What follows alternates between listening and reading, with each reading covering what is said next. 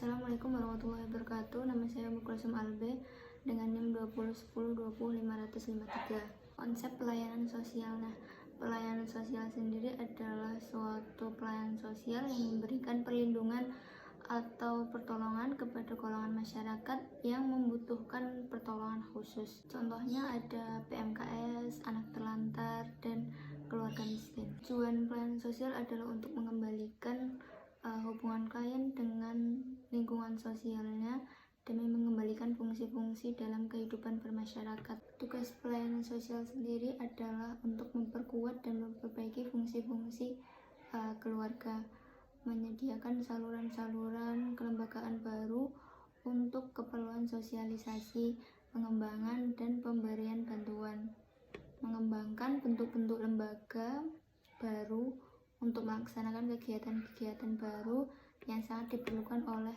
perorangan, keluarga, maupun kelompok. Kemudian konsep praktik pekerja sosial dengan individu. Pengetahuan, nilai-nilai, harapan, dan aspirasi pekerja sosial merupakan unsur-unsur penting. Faktor-faktor yang mempunyai pengaruh kuat dalam interaksi pekerja sosial dengan klien adalah kecakapan dan keterampilan. Intinya, skill dan keterampilan yang dimiliki pekerja sosial itu dapat membantu menjalin hubungan kerja yang positif. Yang kedua yaitu pekerja harus mampu mengelola perasaan-perasaannya sendiri. Kemudian yang ketiga adalah keterampilan untuk merubah perasaan klien menjadi kata-kata. Ada 3 interaksi dalam pekerjaan sosial, yaitu interaksi pada fase pertumbuhan, interaksi pada fase kerja, dan interaksi pada fase akhir atau transisi. Yang pertama yaitu interaksi pada pertumbuhan, biasanya mengadakan kontrak kerja, bisa berupa tulisan ataupun pembahasan. Kemudian pada fase kerja ditandai dengan ilusi kerja. Dan yang terakhir, fase akhir, mungkin mulai mengalami masalah-masalah esensial yang hanya ditunjukkan dalam fase-fase sebelumnya. Permasalahan dan kebutuhan klien pada praktik pekerja sosial individu. Pekerja sosial pada hakikatnya adalah menolong atau membantu klien yang mempunyai masalah dengan melalui pendekatan menghargai klien, mengakui dan menganggap ada sang klien ini. Dengan memperhatikan klien dan memberikan kebutuhan-kebutuhan yang diperlukan klien, maka klien akan merasa aman serta nyaman dalam proses praktek tersebut, sehingga akan tercapai tujuan klien. Kemudian asas-asas praktik pekerja sosial, ada kerahasiaan, empati, hubungan, individualisasi, partisipasi, dan kesadaran diri. Kerangka praktik pekerja sosial dengan individu yaitu klien, pekerja sosial, badan sosial, tim staf pertolongan, sistem intervensi, dan situasi pertolongan. Struktur proses pertolongan dalam proses praktek pekerja sosial dengan individu. Yang pertama yaitu pelamaran, kemudian pengungkapan dan pemahaman masalah, kemudian penarikan kesimpulan, pendefinisian masalah, penentuan tujuan, menyeleksi metode-metode alternatif, dan model-model intervensi awal. Kemudian penciptaan suatu kontrak, pelaksanaan kegiatan untuk mencapai tujuan yang diinginkan, kemudian evaluasi, dan yang terakhir adalah terminasi. Peran pekerja sosial dalam praktek pekerja sosial yaitu kebutuhan sistem mencakup adaptasi, integrasi, pemeliharaan pola, dan yang terakhir pencapaian tujuan. Kemudian selanjutnya yaitu kajian praktik pekerja sosial dengan individu. Pelayanan langsung dalam pekerja sosial yaitu intervensi terhadap nilai individu dan intervensi terhadap nilai keluarga. Kemudian pelayanan tidak langsung mencakup perencanaan lembaga, konsultasi, intervensi terhadap nilai masyarakat. Kemudian saya akan membahas tentang interaksi pekerja sosial dan klien pada praktek pekerja sosial. Fase persiapan pekerjaan sosial pada fase ini juga perlu menyelaraskan perasaan sendiri dalam pertemuannya dengan klien, karena perasaan-perasaan ini akan mempunyai pengaruh yang kuat pada bagaimana pekerja sosial merespon. Pekerja sosial harus mampu mengelola perasaan-perasaannya sendiri terlebih dahulu agar efektif membantu klien. Kemudian fase permulaan. Pada fase permulaan praktek pekerja sosial, tugas utamanya adalah mengadakan kontrak kerja.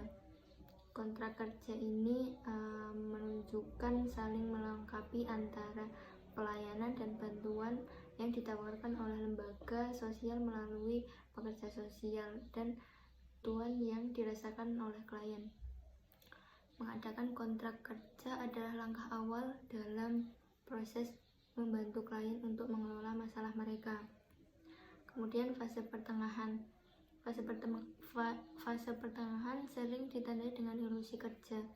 Ilusi ini disebabkan oleh para pekerja sosial dan klien yang hanya mengadakan gerakannya saja dalam wawancara, tidak benar-benar menyentuh masalah atau perasaan-perasaan klien. Persoalan-persoalan tentang tingkah laku profesional yang tidak layak dan nyata. Solusi yang disarankan adalah pekerja sosial meninggalkan dirinya sendiri di rumah selaku pribadi pada waktu pergi ke kantor untuk menangani masalah klien. Kemudian fase akhir atau transisi. Pada fase akhir, klien mungkin merasa siap dan ingin lebih cepat untuk mencoba keterampilan yang baru dia peroleh. Apa yang disebut trying things on for size adalah jelas digunakan pada waktu klien mengatasi masalah-masalah dirinya sendiri tanpa bantuan dari pekerja sosial. Nah, saya akan membahas lebih dalam tentang interaksi pada fase persiapan.